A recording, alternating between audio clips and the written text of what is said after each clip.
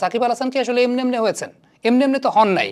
তিনি তার বোলিংটা অনেক বেশি ন্যাচারাল ছিল, তিনি ব্যাটিং নিয়ে কাজ করেছেন, ব্যাটিংয়ের আপগ্রেডেশন করেছেন।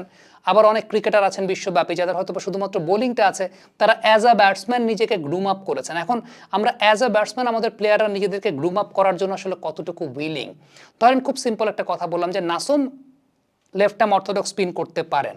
এখন নাসুমের যদি ব্যাটিংটা অ্যাডভান্টেজ থাকতো সঙ্গে, ধরেন নাসুমের যদি ব্যাটিংটা থাকতো, আমরা তাহলে নাসুমকে as a batter and as a bowler আমরা ইউজ করতে পারতাম।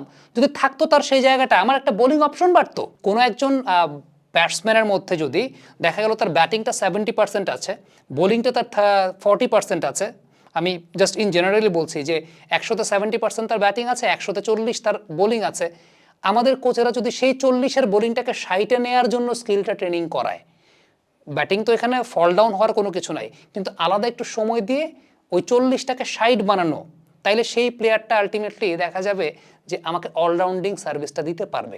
ওই কাজটা আসলে আমাদের এখানে আমরা ওই শুধুমাত্র ওই ভাই তুই টিমে থাকতো, টিমে থাকতে গেলে কী করতে হবে, সেফ ক্রিকেট খেলতে হবে। সেফ ক্রিকেট মানে কি, বাস একটা ডিসিপ্লিন নিয়ে থাকো। এই কারণেই আমাদের দেশ থেকে যে সমস্ত প্লেয়াররা বেরিয়ে হয়েছে তারা ordinary. Shakib Al Hasan extra ordinary.